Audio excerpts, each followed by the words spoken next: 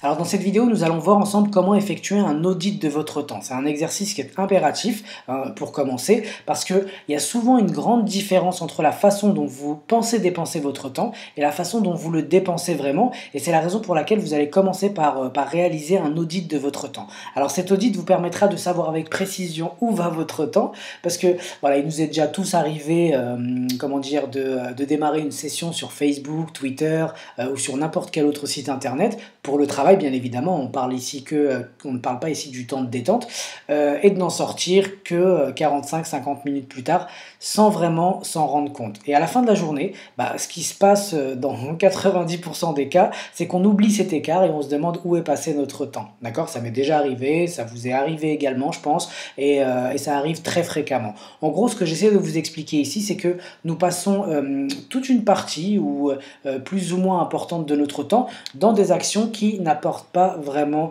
de grands retours, d'accord, ou de retour tout simplement.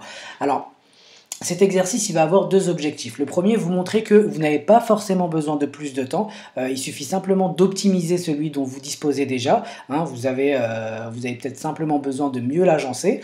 Et le second objectif, c'est d'identifier les actions et les tâches qui sont responsables des résultats que vous obtenez. D'accord? Alors, l'occasion d'identifier les 20% de votre temps professionnel qui sont responsables ou qui est responsable des 80% de vos résultats. En effet, la loi de Pareto fonctionne aussi ici. Alors pour ceux qui ne connaissent pas la loi de Pareto, le principe de Pareto, c'est un phénomène qui est constaté dans certains domaines. Environ 80% des effets sont le produit de 20% des causes. Alors on le voit également dans le travail, 20% de vos efforts donnent 80% de vos résultats. Moi je sais que par exemple 20% de mes clients me permettent de générer 80% de mon chiffre d'affaires, etc. D'accord? Donc gardez cela en tête, cette règle est valable aussi pour vous et l'exercice suivant devrait vous permettre de mieux identifier les actions qui ont du poids dans votre journée et qui vous permettent qui sont responsables de 80% de vos résultats.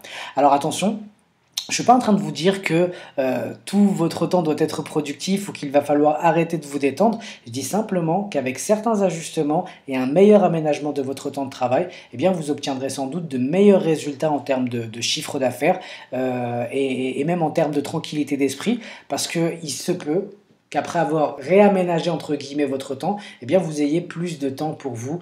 C'est l'objectif de cette formation, c'est l'un des objectifs de cette formation, c'est d'avoir plus de temps pour vous et en même temps de pouvoir développer votre business, d'accord? Donc avoir un développement constant entre guillemets. Alors en ressources, vous avez un exercice, n'hésitez pas à télécharger tous les outils qui sont à votre disposition et on passe tout de suite au plan d'action.